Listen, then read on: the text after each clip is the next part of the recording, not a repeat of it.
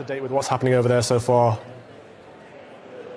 Well, first day of Labour Party conference here in Liverpool, and quite a lot of significant actual announcements in some regards. We heard from Keir Starmer a little bit earlier on. He's been doing some of the TV interviews, as is traditional at party conference.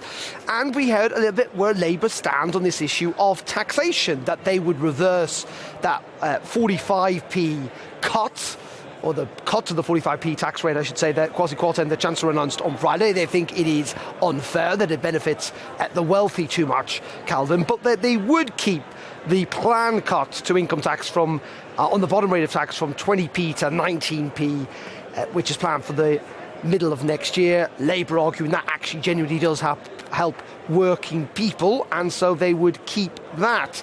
And in terms of, though, the wider questions about the cost of living crisis this winter, because they've already set out a plan for the next 6 months, how much further will they go? Labour saying they haven't really come up with a policy on that. But I think what is interesting is, as they gather here in Liverpool this week, is a reminder in many regards that the party's come quite a long way since that 2019 election.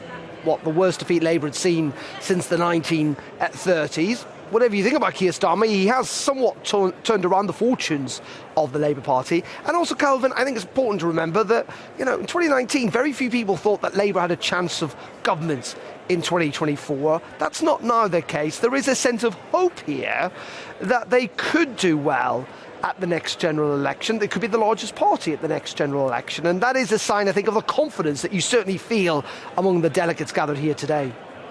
That they've been given some wiggle room, so to speak, with this tax cut, in that Labour can now say we need to increase taxes, and they only have to push it back to where it was. They don't actually have to put any further burdens on the British people.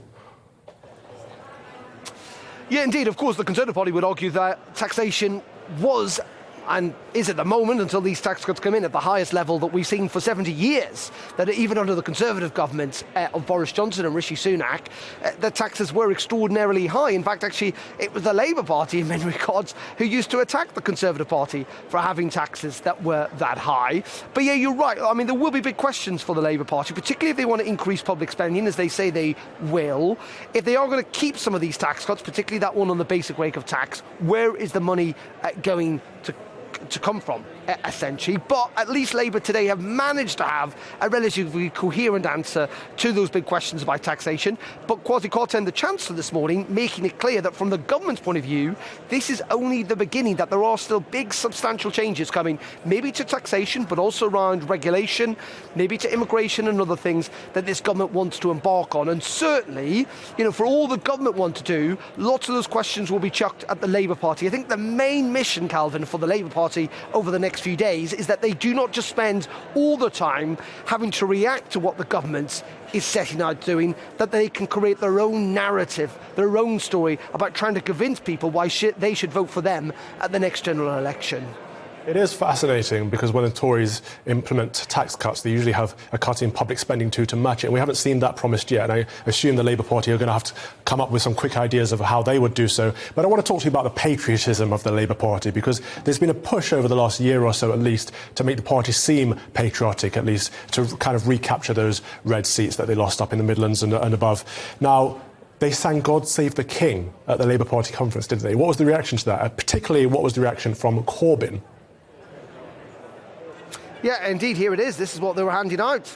In case you didn't know the words, the national anthem that they were singing a little bit earlier on. Again, a reminder, as you say, of where Keir Starmer's taken the Labour Party. We're a long way away from kind of Corbynism, aren't we, which was only a couple of years ago. Everyone stood up, everyone sang the national anthem. There's no booing or jeering or anything like that. It was all very respectful. And you're right, this is a very deliberate strategy of the Labour Party to try and win back some of their core former voters who do place patriotism at the heart of their politics. We see it, don't we, when Keir Starmer does interviews now. It normally is in front of the Union flag. All I would add, though, is that, for a lot in the Labour Party, they may feel it's going too far, but this is a strategy of the leadership, as I say, to try and win the next general election.